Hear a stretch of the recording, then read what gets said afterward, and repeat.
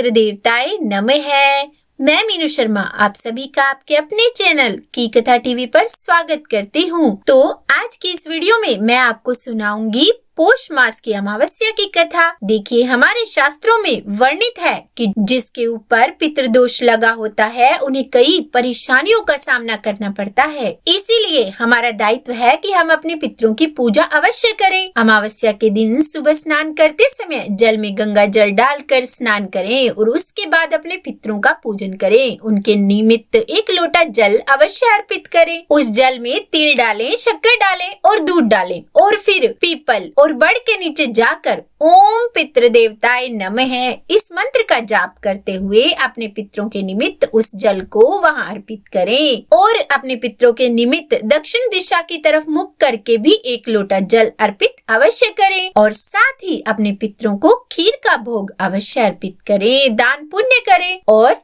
इस कथा का श्रवण करें। तो चलिए सुनाते हैं आपको पौष मास की अमावस्या की व्रत कथा। तो बोलिए लक्ष्मी नारायण भगवान की जय। पौराणिक कथा के अनुसार किसी नगर में एक राजा रहता था। राजा की रानी बहुत ही धार्मिक विचारों की थी और वह हर अमावस्या का व्रत किया करती थी। राजमहल के ठीक सामने साहूकार की एक हवेली थी। रानी और उस साहूकार की पत्नी की घनिष्ठ मित्रता थी। तभी एक दिन हवेली से साहूकार की पत्नी की रोने की आवाज आई। तब वह रोने की आवाज सुनकर रानी राजा के पास गई और साहूकार की पत्नी के रोने का कारण पूछा। तब राजा ने उसे बताया कि साहूकार का पुत्र मर गया है। रानी ऐसे दुख से वंचित थी तो वो राजा से एक बार फिर पूछी कि यह दुख क्या होता है। इस पर राजा ने बोला कि जब तुम्हारा बेटा मरेगा तब तुम्हें उसका दुख समझ में आएगा। ऐसा सुनकर तुरंत रानी ने अपने बेटे को ऊपर से नीचे फेंक दिया,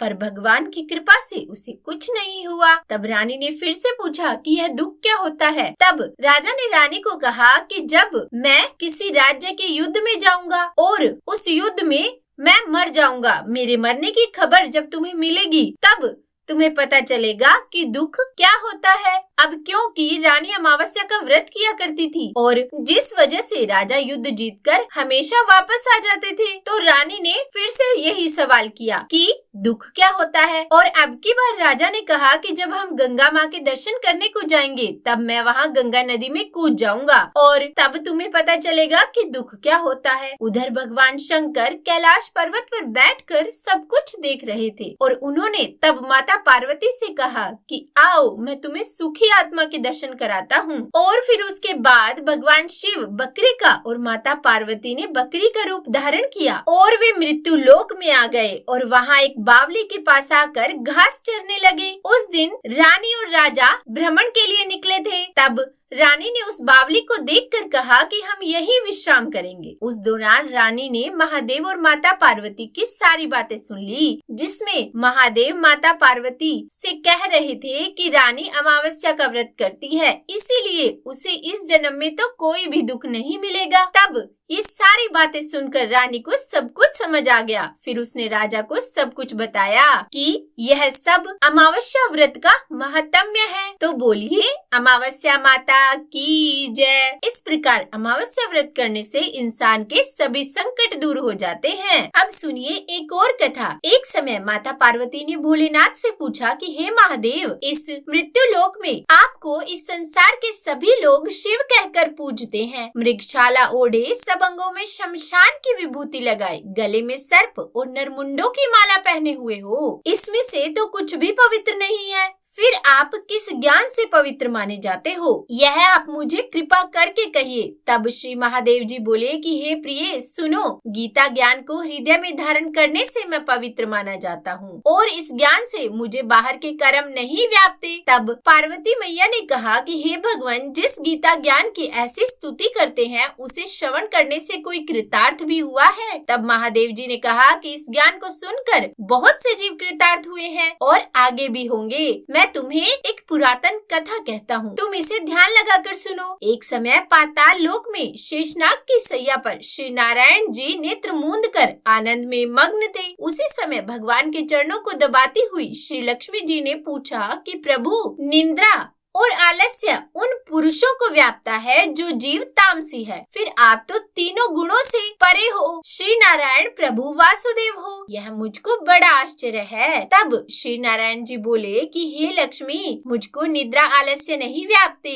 एक शब्द रूप जो भगवत गीता है और उसमें जो ज्ञान है, मैं तो उसके आनंद में मग्न रहता हूँ। जैसे यह गीता शब्द रूप अवतार है और इस गीता में मेरे अंग हैं। प्रथम 5 अध्याय मेरा मुख है, द्वितीय 5 अध्याय मेरी भुजाएं, 11वां अध्याय मेरा हृदय और मन है, 16वां अध्याय मेरा उदर है, 17वां अध्याय मेरी जंघा और 18वां अध्याय मेरे चरण है। गीता के सब श्लोक मेरी नाड़ियां हैं और जो गीता के अक्षर है वही मेरा रोम है। ऐसा मेरा शब्द रूपी जो गीता ज्ञान है, उसी के अर्थ में मैं उसी के हृदय में विचार करता हूँ और शब्द आनंद को प्राप्त करता हूँ। तब माँ लक्ष्मी बोली कि हे श्री नारायण जी, इस गीता के ज्ञान को सुनकर कौन कौन से जीव कृतार्थ हुए हैं। तब श्री नारायण भगवान बोले कि मैं आपको एक कथा सुनाता हूँ, ध्यान से सुनिए। शूद्र वर्ण का एक चांडाल था, तेल लवण का व्यापार करता था। एक दिन वह बकरी चराने को वन में गया और वृक्षों के पत्ते तोड़ने लगा।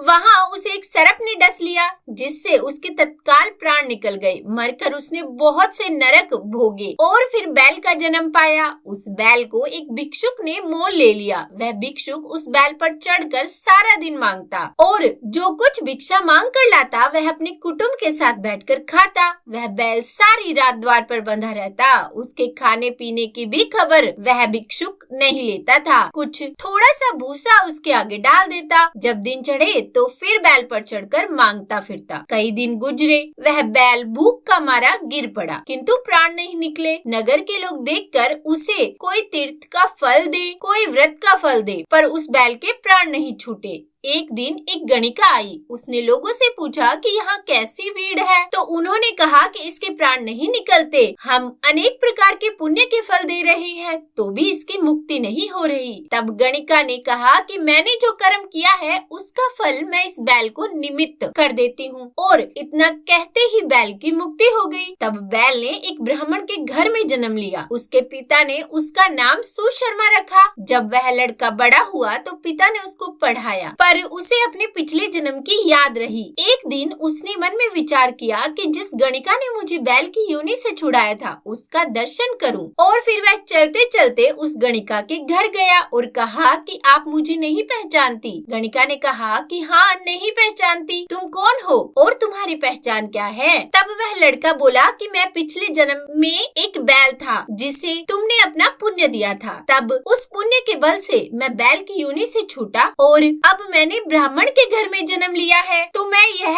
आपसे जानने आया हूँ कि आपने ऐसा कौन सा पुण्य का फल मुझे दिया था। तब उस गणिका ने कहा कि मैंने अपने किए हुए पुण्य का कोई फल तुम्हें नहीं दिया था, परंतु मेरे घर एक तोता है, वह सवेरे कुछ पढ़ता है, मैं उसके वाक सुनती हूँ। उस पुण्य का फल मैंने तुम्हारे निमित्त किया था। तब उस ब्राह्मण के लड़के ने तोते से पूछा कि तुम सवेरे सवेरे क्या पढ़ते हो? तब तोते ने कहा कि मैं पिछले जन्म में ब्राह्मण का पुत्र था। मेरे पिता ने मुझे गीता के पहले अध्याय का पाठ सिखाया था। एक दिन मैंने अज्ञानवश अपने गुरु का अपमान कर दिया और उनसे कहा कि आपने मुझे क्या पढ़ाया है? तब गुरुजी ने मुझे श्राप दिया कि तू तोता हो जा, और तब मैं तोता हुआ।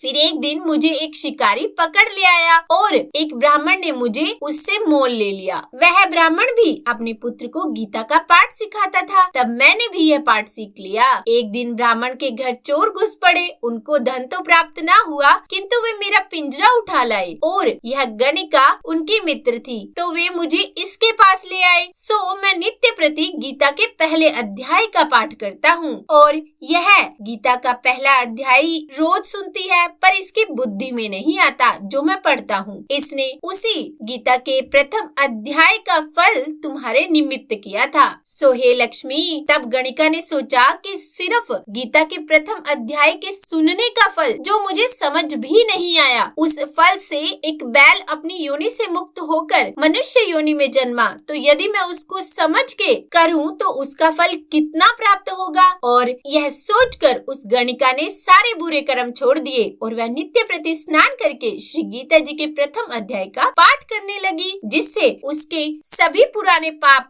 नष्ट हो गए और उसकी भी मुक्ति हो गई। और फिर तब श्री नारायण भगवान माता लक्ष्मी से बोले कि हे लक्ष्मी, गीता के अध्यायों का अनजाने में भी पाठ कर लेने से व्यक्ति को मुक्ति मिल जाती है। तो जो प्रेम पूर्वक नित्य नियम से गीता के अध्यायों का पठन या श्रवण करता है, उसके पुण्यों के बारे में तो बखान भी नहीं किया जा सकता, उसको मुक्ति अवश्य मिलती है। तो बोलिए हर हर महादेव, श्री लक्ष्मी नारायण भगवान की जय। इस प्रकार यह कथा यहीं समाप्त हुई। उम्मीद करती हूँ आज की यह कथा आपको अच्छी लगी होगी। अगर पसंद आई हो वीडियो तो लाइक एंड शेयर कीजिएगा, और चैनल पर नए हैं सब्सक्राइब नहीं किया तो सब्सक्राइब भी कर ही दीजिएगा, और कमेंट बॉक्स में राधे राधे जरूर लिख दीजिएगा। तो बोलिए राधे राधे।